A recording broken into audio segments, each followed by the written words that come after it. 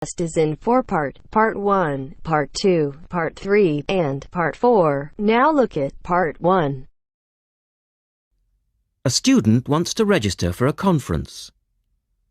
Listen to the conversation between the student and the woman and answer the questions. First, you have some time to look at questions 1 to 4.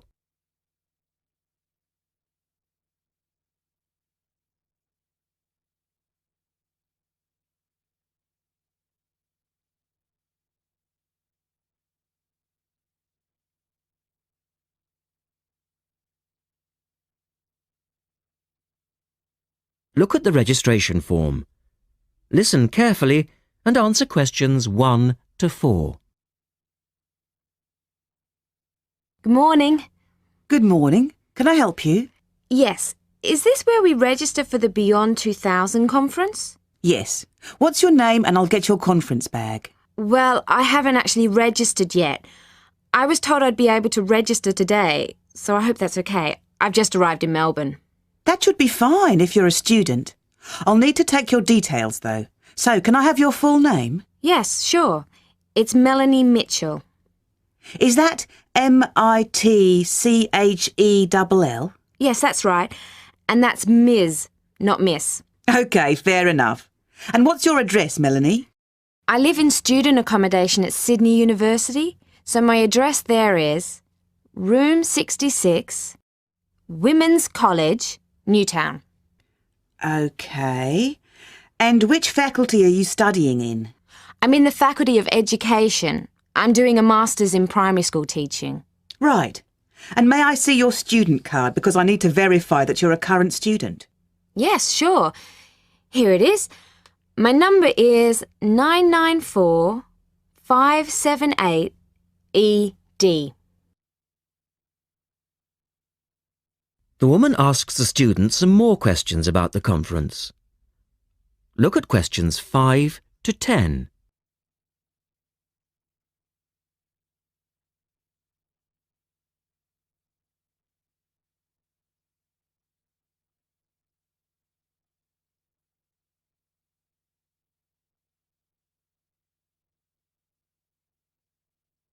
Now listen to their conversation and answer questions 5 to 10. OK. Now, do you want to attend all 3 days? The conference runs from Thursday to Saturday. Yes, I think so, if I can afford it. What does it cost? Well, you're eligible for a student discount, which makes it $15 for a day registration or $40 for the 3 days, though it is possible to register for half a day only. I'll register for all 3 days, please.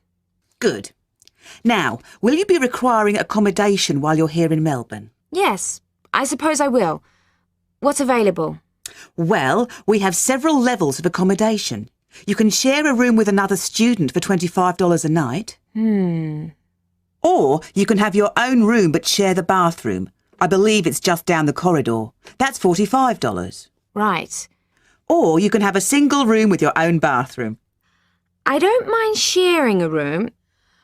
On second thoughts, yes, I do. I'll have my own room, but I'll share the bathroom. Right. Now, the conference fee does not include meals, though you do get tea and coffee in the breaks. Shall I put you down for lunch? That's an extra $10 a day. And there's the conference dinner on Friday night, which is $25. Oh, and what about breakfast? Hang on a minute. It's all starting to sound rather expensive. I'll have the lunch, but not the dinner or breakfast, if that's okay. Perfectly okay. Now, a couple of other things. There are a number of special interest groups organised. They're known as SIGs, and you're asked to nominate your preference. They'll take place on the Friday afternoon and Saturday morning, but they're filling up quickly, which is why you need to nominate now. Right. What are the SIGs? Well, there are 6 altogether. Let's see. On Friday, you have a choice between computers in education or teaching reading skills. Or a session on catering for the gifted child. Oh, they all sound interesting. But technology in the classroom is really my area of interest, rather than reading, so I'll go for that. I can probably read up on the gifted child topic myself. Right. And then the Saturday options are a session on cultural differences, or there's music in the primary curriculum, or you could go to the one on gender issues in the classroom. Wow! Can I go to them all? They all sound fascinating. Afraid not. Well, I'm really interested in how boys and girls behave differently, even when they are very young, so I'd better opt for the third session, even though the cultural differences sig is probably really interesting too. Right. And the music option would be interesting. And how would you like to pay? We accept most credit cards or bank cheques, but not personal cheques, I'm afraid. Been caught out too often before. And cash, of course. We never say no to cash. I'll have to put it on my card because I don't have enough cash on me right now. That's fine. Enjoy your time here with us in Melbourne.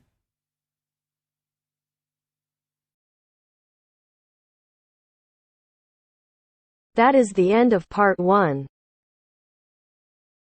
You now have half a minute to check your answers.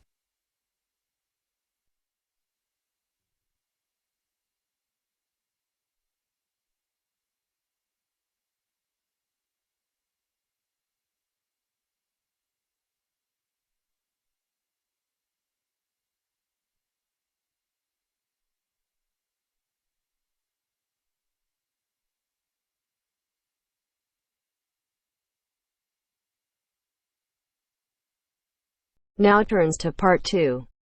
Part 2. You will hear a lecture on deep-sea exploration. First, look at questions 11 to 14.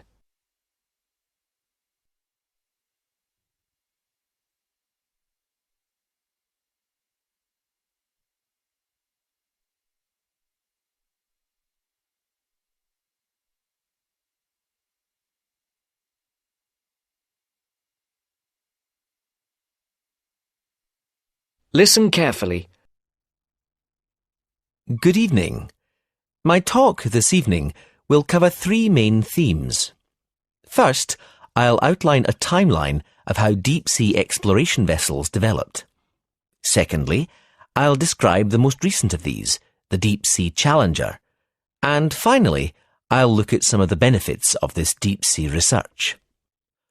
OK, to start with, let's look at how underwater exploration vehicles have developed over the years. The first manned deep-sea exploration vessel was invented in the 1920s. It was called a bathysphere, better known as a diving bell. It was basically a round metal structure with windows with just enough room for 2 men to sit in. And it was lowered into the ocean on a cable. The first descent in the diving bell took place in 1930, and in 1934 it went down to a depth of nearly 1,000 metres, which was impressive for the time. The problem with the diving bell was that it had no power of its own, and there wasn't much room for the researchers to move around. So, the next development after the diving bell was the bathyscaphe, a small manned submarine invented in the 1940s. The difference between the two was that the bathyscaphe had its own power source, which allowed the scientists to investigate in the depths of the ocean more freely. A bathyscaphe called the Trieste reached a record depth of 10,000 metres in 1960. Since then, a new record has been set by James Cameron, who descended to a depth of 11,000 metres for the first time in 2012. Before the broadcast continues, look at questions 15 to 20.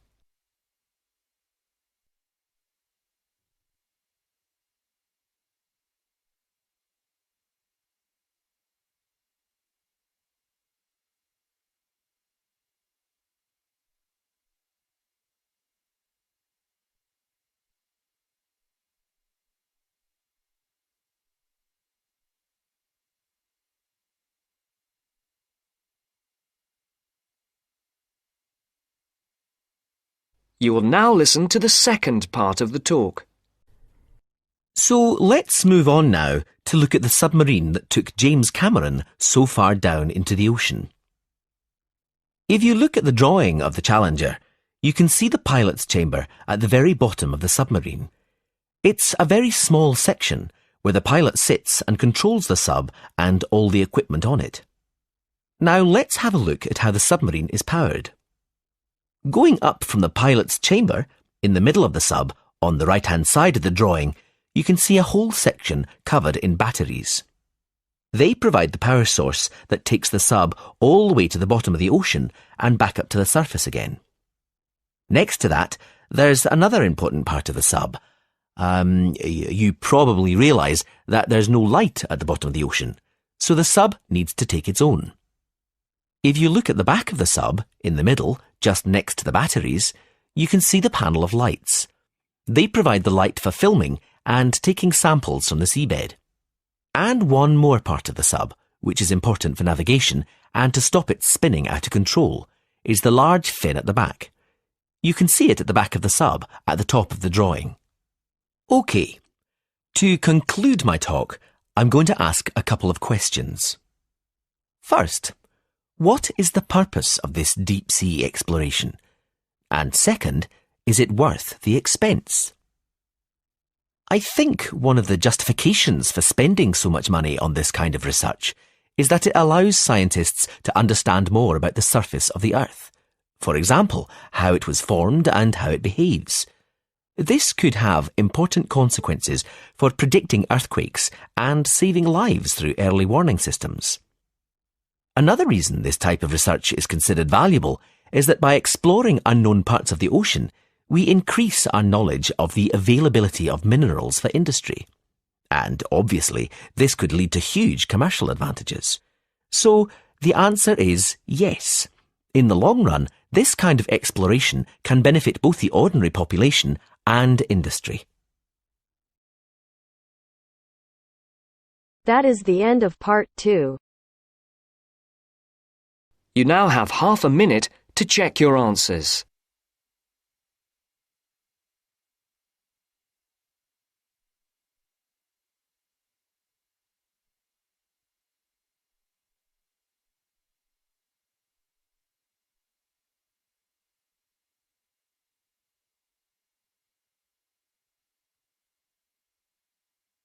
Now turns to part 3. Part 3. You will hear part of a lecture about psychology. First, you have some time to look at questions 21 to 24.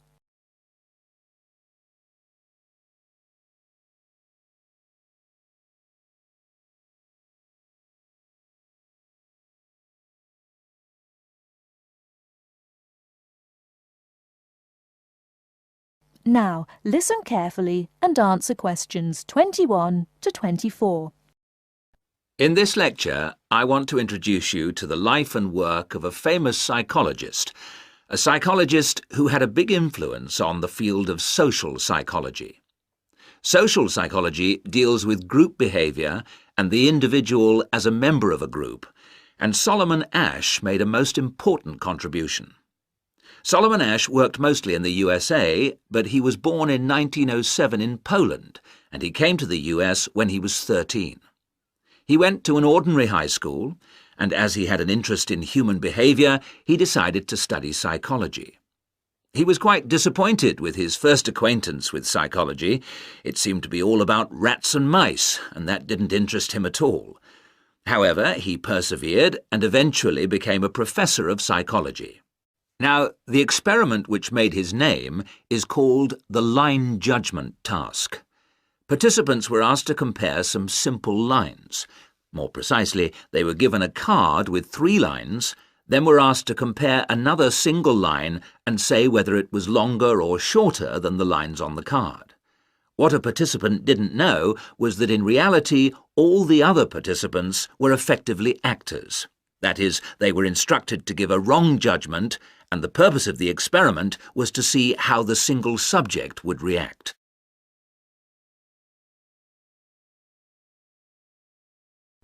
Before you hear the rest of the talk, you have some time to look at questions 25 to 30.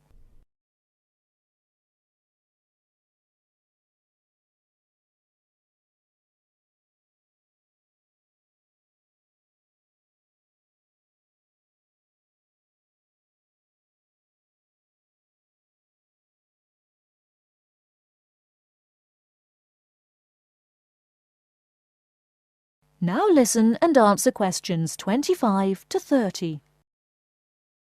Listen to the second part of the talk. The subject would hear the others saying things about the length of the line which were clearly false. Most subjects answered correctly, in spite of the incorrect judgments of the others, but a proportion, 32%, conformed to the majority view, the incorrect view. This proportion was much, much higher than anticipated. Before the experiments, they'd thought 15% or lower might do this. To give you a bit more detail, I have an illustration up here on the board.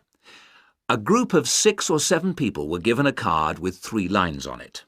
There is a short vertical line, on the right of which is a longer line, and on the right of that there is another, still longer line.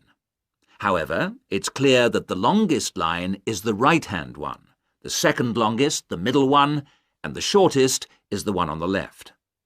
The participants were given a second card with just 1 line on it.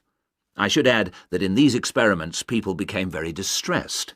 They found it very hard to deal with a situation where people were telling them things which were against the evidence of their own eyes. One woman became extremely agitated, running about measuring and looking and checking and shouting in a kind of massive anxiety.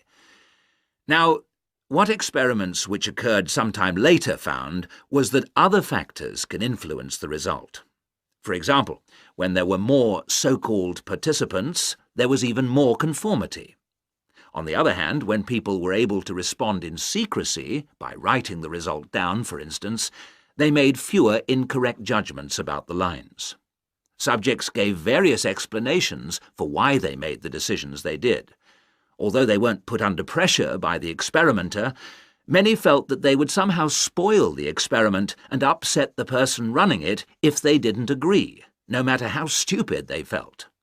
More simply, in other cases, they said they just wanted to not show themselves in a bad light. Whatever the reason, Ash's experiment has had a long history, and although incredibly... That is the end of part 3. You now have half a minute to check your answers.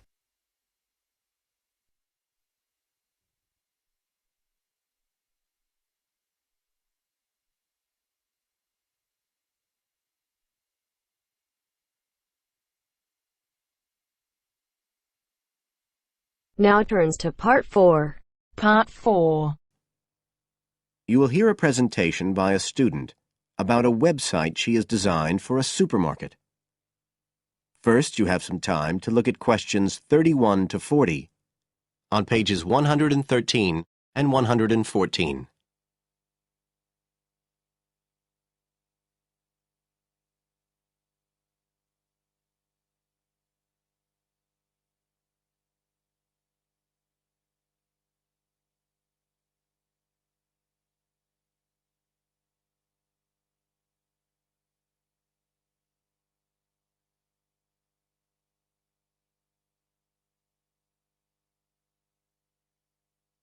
Now listen carefully and answer questions 31 to 40. For my website design project, I decided to approach SuperSave supermarkets because I have an evening job at the supermarket, so I already have a slight insight into their organisational goals and workings. The field research for my project was in 2 stages. First, I had an interview with Mr. Dunn, who is in charge of SuperSave's customer care department. I discussed the project with him in order to identify the supermarket's requirements. Mr. Dunn said customers are often unwilling to make a face-to-face complaint when they've experienced difficulties with a product or a member of staff or anything related to the supermarket.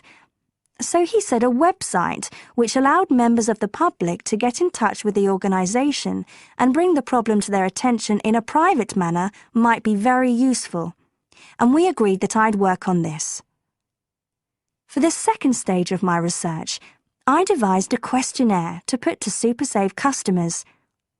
I needed to find out about the customers' experiences of problems together with their attitudes towards making complaints, both directly and indirectly. I used a mixture of closed questions, such as, have you ever experienced a problem at any SuperSave store? And open questions, such as, what would you find helpful about a customer complaint website? I decided to do interviews rather than rely on distribution of the questionnaire, as I felt this was likely to lead to a higher take-up rate. I visited 4 SuperSave stores, 2 in the city centre and 2 in the outskirts, and altogether I interviewed 101 respondents. Then finally, I analysed the results.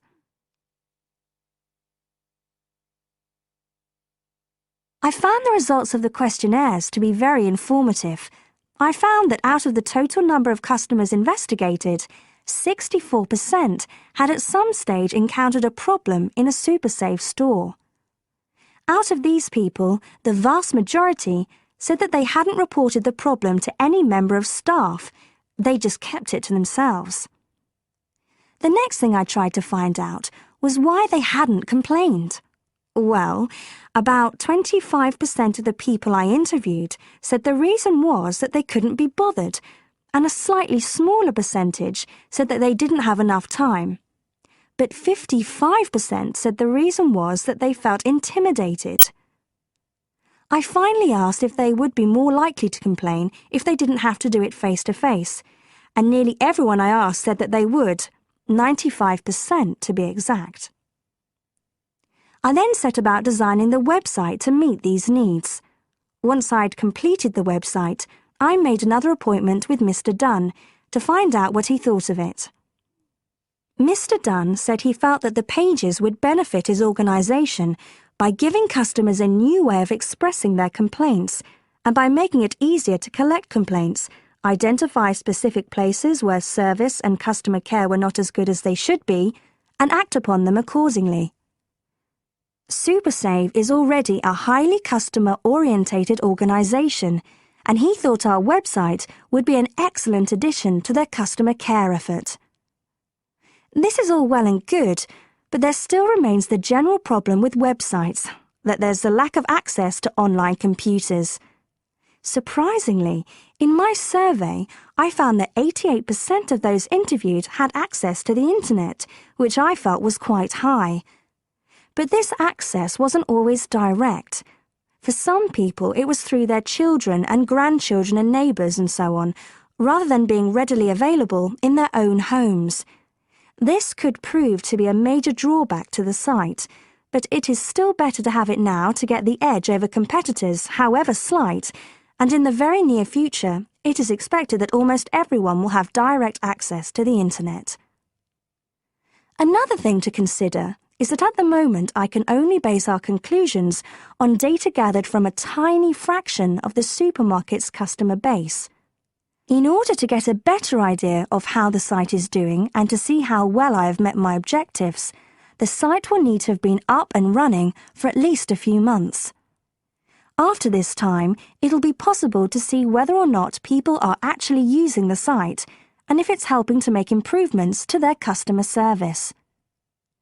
It would also be interesting to study the effect of the site on staff at the supermarket. Morale could be dented as more complaints come in. Staff may feel they are being unfairly criticised and that there is no need for another way for customers to complain.